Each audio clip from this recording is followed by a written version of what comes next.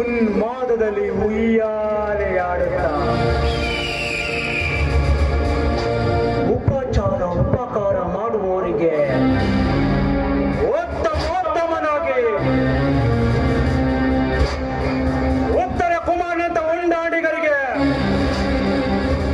ಉಪದೇಶ ನೀಡುತ್ತಾ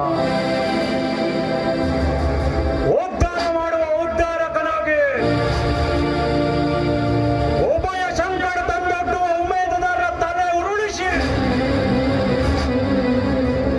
ಒಬ್ಬರಿಗೆಯಲ್ಲಿ ಹೊರಗಶಯನಾಗಿ ಮೆರೆಯುವುದೇ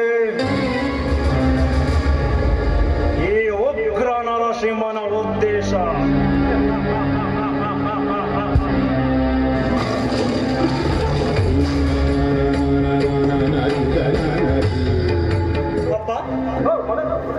ಇಷ್ಟು ವರ್ಷ ನಿನ್ನ ಮಗನಾಗಿ ಹುಟ್ಟಿ ಇವತ್ತು ನಿನಗೊಂದು ಅಮೂಲ್ಯ ಉಡುಗೊರೆ ಕೊಡುತ್ತಿದ್ದೇನಪ್ಪ. Good, very good.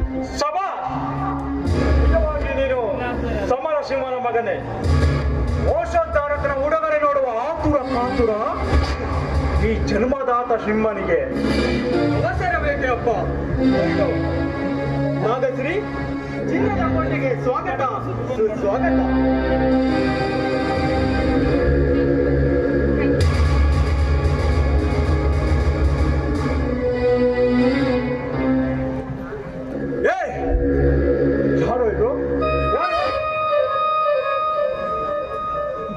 ನನ್ನ ಅಭಿಲಾಷೆ ಅಭಿರುಚಿಯನ್ನು ಅರ್ಥ ಮಾಡಿಕೊಂಡು ಮಗ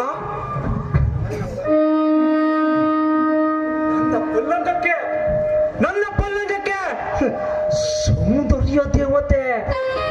ಸೌಂದರ್ಯ ದೇವತೆಯನ್ನ ಕರೆದುಕೊಂಡು ಬಂದಲ್ಲ. ನೀನು ಶ್ರೀಮಂತ ಮರಿಕಣ. ಏನಿದು? ದಯವಿಟ್ಟು ಹುಚ್ಚರಂತೆ ಮಾತಾಡಬೇಡಿ.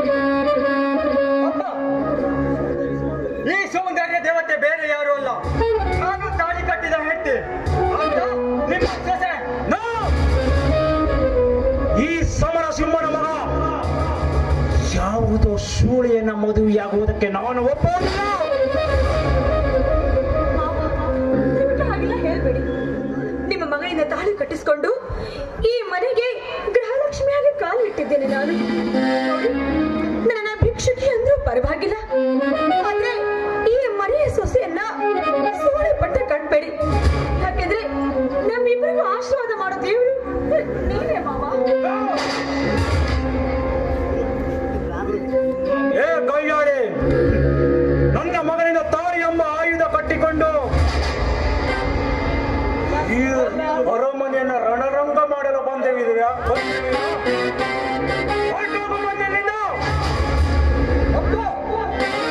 ಮುದ್ದಿನಿಂದ ಸಾಕಿದ ತಂಗಿ ವಜ್ರೇಶ್ವರಿ ನೊಂದಿಗೆ ಓಡಿ ಹೋಗಿ ಮದುವೆ ಓದಾಡತ್ತ ಆ ಕೋಪ ನನ್ನ ಹೆಂಡತಿಯ ಮೇಲೆ ತೋರಿಸಬೇಡ. ಅಪ್ಪನಿಗೆ ಎದುರು ಮಾತಾಡಿದ್ರೆ ಇಲ್ಲ ಸುಟ್ಟು ಬೂದಿ ಮಾಡ್ಬಿಡ್ತೀನಿ.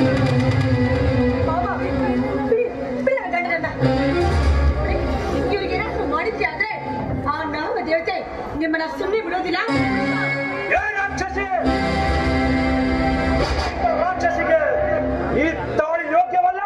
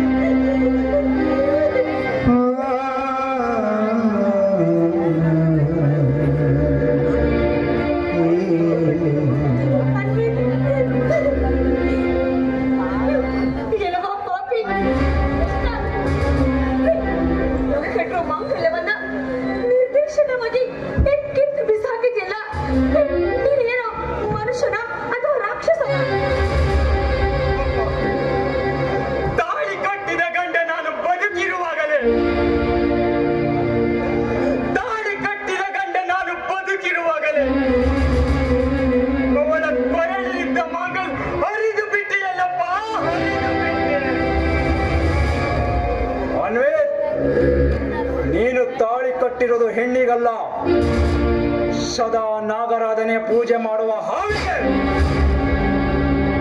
ಇವಳು ಈ ಅರಮನೆಗೆ ಸೊಸೆಯಾಗಿ ಬರಲು ಯೋಗ್ಯಳಲ್ಲ. ಮೊದಲು ಕಳಿಸಿ ಬಿಡು ಇವಳನ್ನ, ಇಲ್ಲದಿದ್ದರೆ ಇಲ್ಲೇ ನಿನ್ನಪ್ಪನ ಶವ ನೋಡಬೇಕಾಗುತ್ತೆ. ಎಂತ ಧರ್ಮ ಸಂಕಟ ತಂದೊಡ್ಡಿದ್ಯಪ್ಪ ನೀನು. ನಾಗಶ್ರೀ, ಒಂದು ಸಾರಿ ಹೆಣ್ಣಿನ ತಾಳಿ ಕಳಿಸಿದ ಮೇಲೆ ನಿನ್ನ ಸಂಬಂಧ ಮುಗಿದು ಹೋದ ಅಧ್ಯಾಯ. ಕೈಬಿಟ್ಟು ಇಲ್ಲಿಂದ ಹೊರಟೋಗು ನಾಗಶ್ರೀ, ಹೊರಟೋಗು.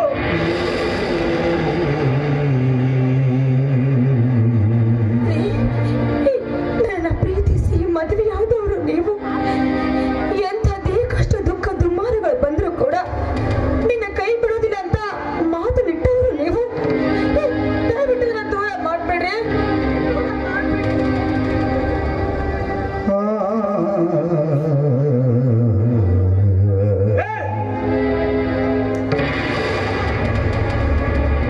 ಯುವರಾಜನ ಕಾಲು ಹಿಡಿಯುವ ಯೋಗ್ಯತೆ ನಿಮಗಿಲ್ಲ. ಹೊರಟೋಗು ಇಲ್ಲಿಂದ.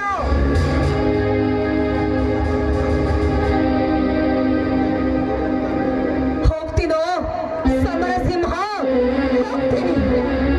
ನೋಡು, ನೀನು ವಿಜಯಕ್ಕೆ 1000 ಹೆಜ್ಜೆ ಇಟ್ಟಿರಬಹುದು ನಿಜ, ಆದ್ರೆ ನಿನ್ನ ವಿನಾಶಕ್ಕೆ ನಾನು ಒಂದೇ ಒಂದು ಹೆಜ್ಜೆನ ಇಡ್ತೀನಿ ಮುಂದೆ. ಒಂದು ಗರತಿ ಹೆಣ್ಣಿನ ಮಾಂಗಲ್ಯನ ಹರಿದು ಹಾಕಿ ರಾಕ್ಷಸ ಪ್ರವೃತ್ತಿನ ಮೆರಿತಾ ಇದೆಯಲ್ಲ, ನೋಡ್ತಾ ಇರು. ನೀನು ಮಾಡ್ತಾರ ತಪ್ಪಿಗೆ ಆ ನಾಗ ದೇವತೆ ಎಂಥ ಶಿಕ್ಷೆಯನ್ನು ಕೊಡ್ತಾಳೆ ಅಂತ. ನಾನು ಪೂಜೆ ಮಾಡೋ ಆ ನಾಗ ದೇವಿಯ ಮೇಲಾನೆ ಹರಿಹರ ಬ್ರಹ್ಮಾದಿಗಳು ಬಂದರೂ ಕೂಡ ಆ ನಾಗ ದೇವತೆ ಎದುರು ಬಂದು ನಿನ್ನ ಸಂಹಾರ ಮಾಡದೆ ಬಿಡೋದಿಲ್ಲ, ಬಿಡೋದಿಲ್ಲ.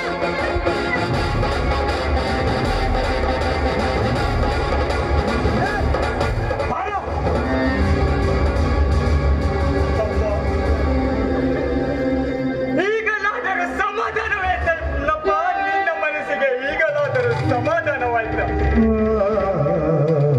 ಸಾರ್ಥಕವಾಯ್ತು ಅಪ್ಪ, ಸಾರ್ಥಕವಾಯ್ತು ಅಪ್ಪ. ನಾನು ನಿನ್ನ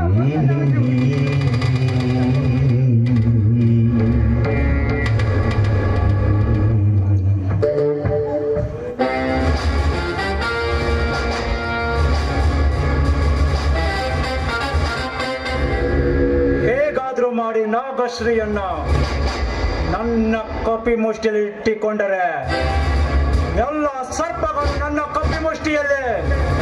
ನಾನು ಯಾರು? ಸಿಂಹ. ಸಹಚರರ ಪಾಲಿಗೆ ಸಮರ ಸಿಂಹ.